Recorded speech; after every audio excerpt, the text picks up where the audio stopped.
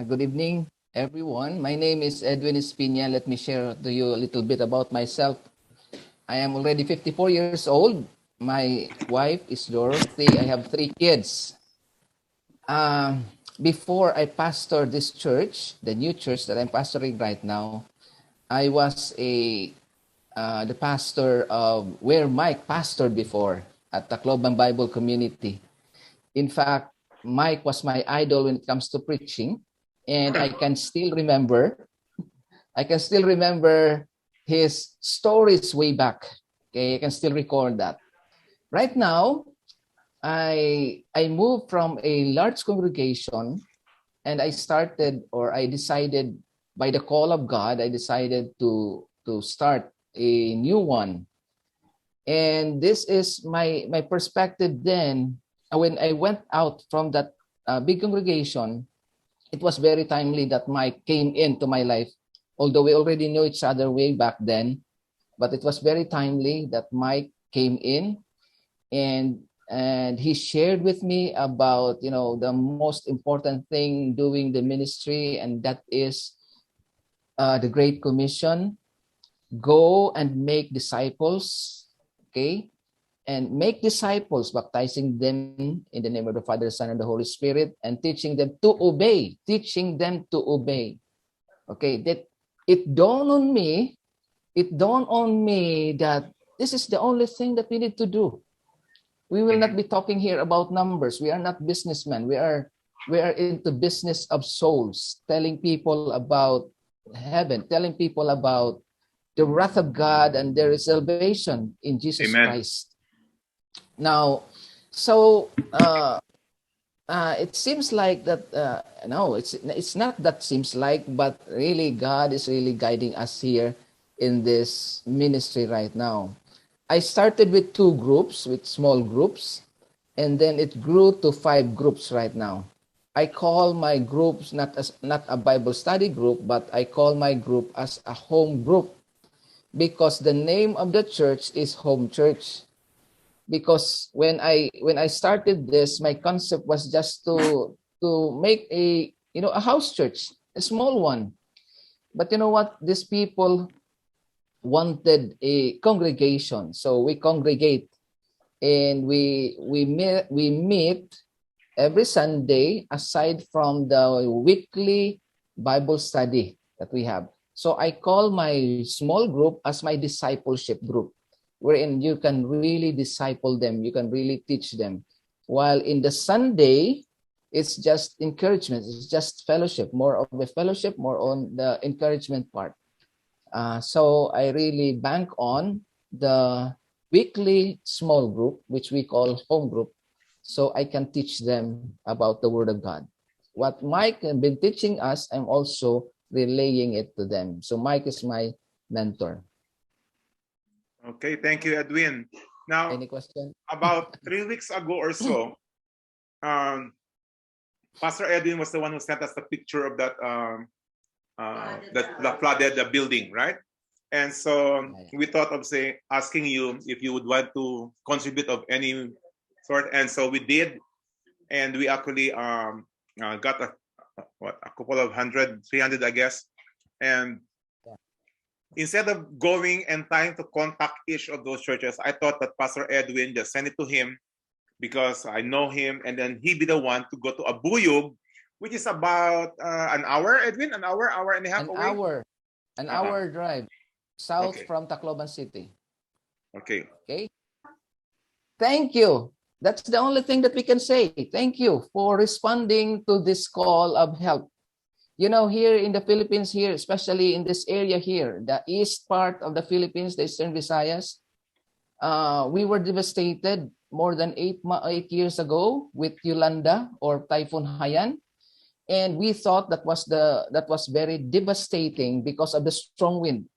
But right now, we conclude it's not a matter about how strong the wind is, but even the weak wind, it can devastate a place, especially if there was rain, outpouring of rain, and it is continuous. Okay, no stopping of rain. So that's why the most next slide, Mike. Okay. The most affected or heavily affected area in Leyte were Abuyog and Baybay City. Abuyog is just 1 hour drive away from Tacloban City. It is in the south area of Tacloban City. Now it was affected by because of that heavy rain. They were affected by flood. So almost the whole area of the town of Abuyog were flooded. The flood ranges from 1 foot up to above the head high, and people there, all of them were affected by the flood because of that typhoon Agaton. However, there were also not yet, Mike. There were also places or a place in Abuyog where that was affected by the landslide. Okay, and there is another city, another place in Leyte, the Baybay City, that has been mostly affected by landslide because this is like mountainous. Okay, so it was affected by landslide. Many landslide in different areas, different barangays. Next slide. Next slide, Mike. Yeah. Okay. This is one of those who received the help. Because Mike asked me if I can just prorate the amount of 15,000, that is $300, to 3 pastors, okay, who were mostly affected, but I cannot find some. So I saw this one. The picture that you saw was coming from this guy here, Pastor Rayleigh Padero. He came from Abuyog and he's pastoring an Assemblies of God church. Next slide.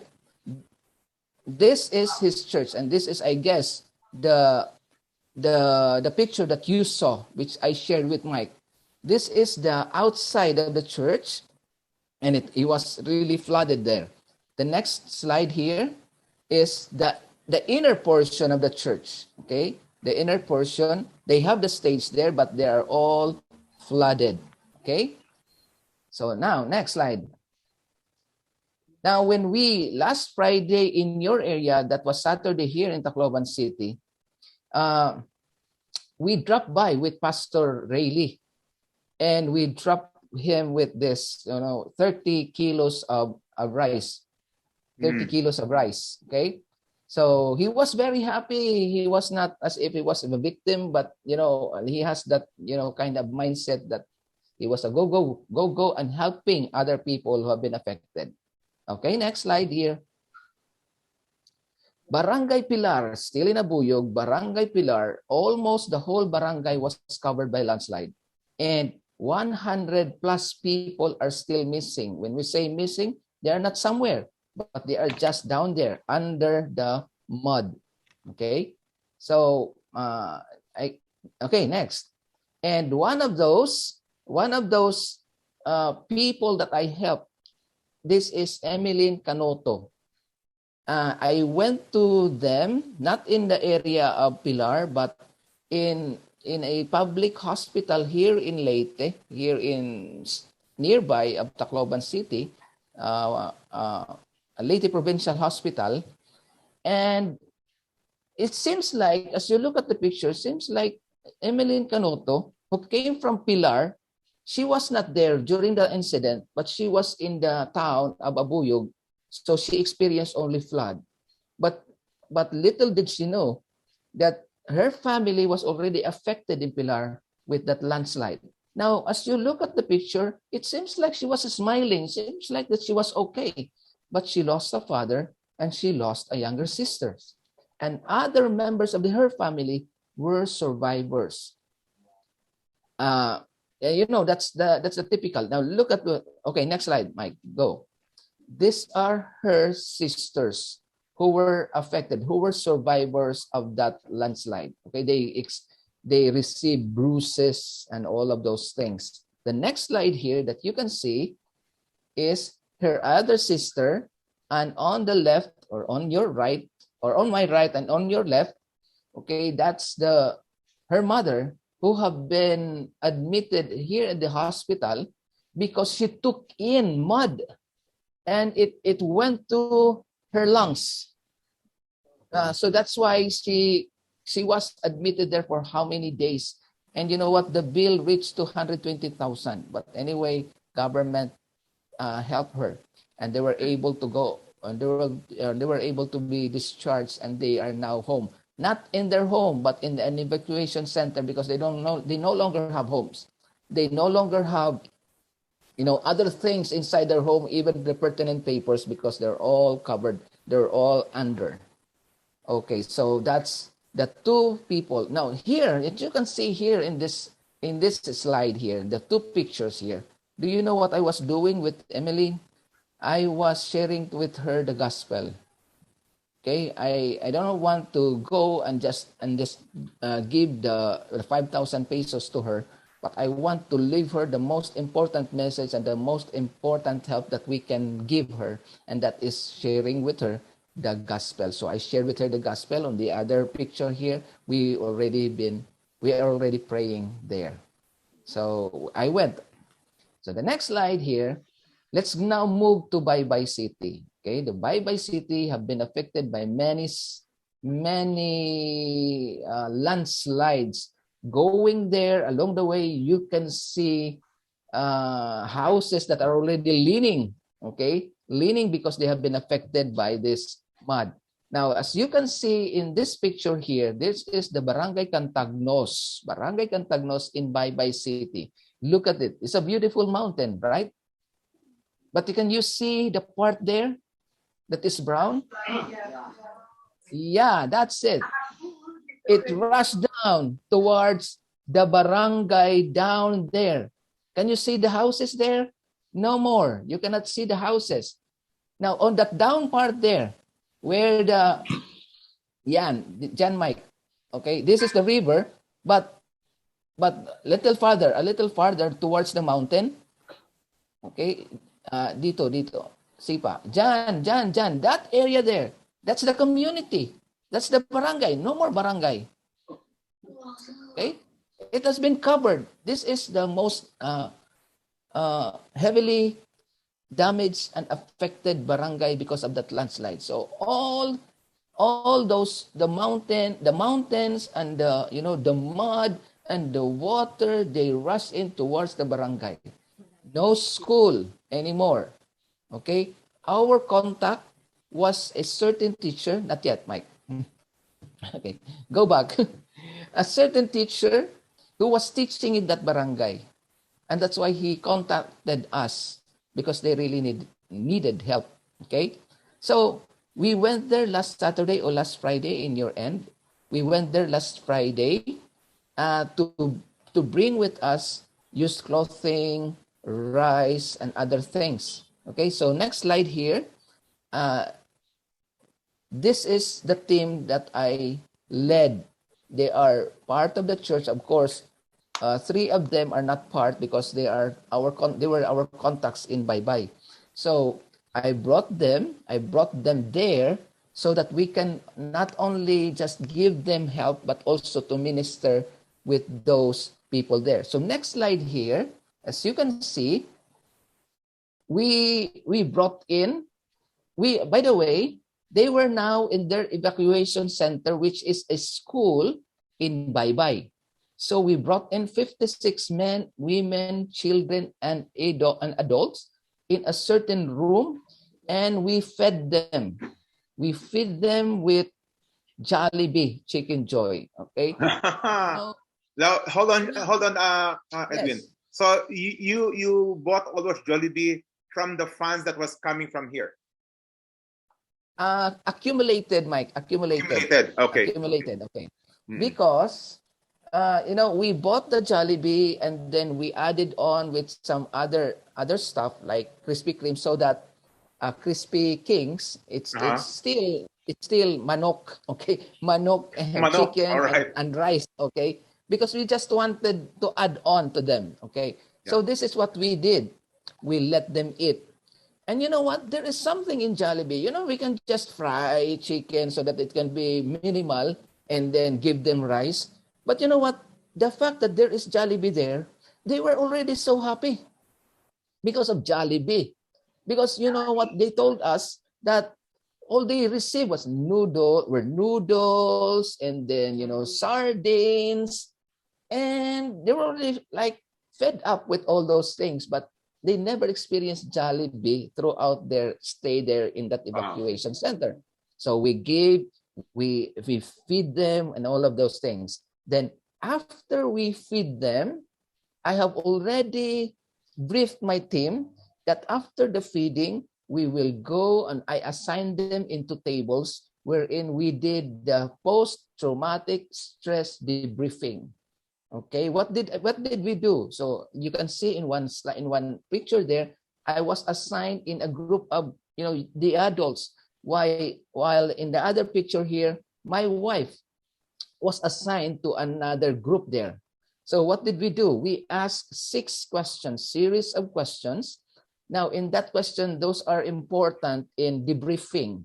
Okay, we asked them about what happened and then leading towards the closure, because there were people there who were so regretful about what happened. Some of them has trauma. Okay, they have trauma that each time that they experience rain, they cry. Some were even shouting because you know what? During the time that the fall of that mountain, they heard explosion 3 times, and I don't know where it came from, but it's the normal description of those who experience landslide. They heard explosion, loud explosions. So they have this trauma. So we ask them questions so that they would be able to unload their emotions. But it was leading towards closure so that they would be able to accept that it happened already and they cannot do anything about it except to move on. But then the question was also leading towards I made a how did I say, I made questionnaires that would be leading towards sharing the gospel. Okay, one of the questions there, why is this happening to us? And then it led to sin, it led to the wrath of God, it led to that God provided a way by sending his son to pay the penalty of sin. Okay, to pay the penalty of sin, and you can avail that free gift of salvation by trusting, by having faith in Jesus Christ. And then next slide, next slide, Mike. This is what they did. We really assigned to different groups or different tables. And you can see here, this guy here, Romel, was handling a paper, and that came from me. That came from me. That he was really looking at the questions that I already prepared for them. Okay, so the next question here is the next slide is the last slide. Do you have the last slide? That's it. So this is the last slide. We really, these people here, aside from the fact that we were able to minister to them, you know what? The team that I brought there, they experienced something different. This is good. Aside from giving something, this is one of the most important thing that they do, and that is to share the gospel. And they like it. That Amen. Ends my report. Thank you, Pastor Edwin. Thank you so much. So if anything at all, but before that, I just wanted to know that what you gave has a very long hands. It went out all the way to Abuyog in Leyte. So and thank you all. Yeah, and bye-bye. Yeah. Thank you so much for that help. Thank you so much. Thank you, Pastor Edwin. Thank you for being our eyes, ears, and hands, Jaan. And thank you for the help that went along with you to go to Bye-Bye and Abuyog. Please extend our gratitude to them as well. Okay? Kasi you did the hard work.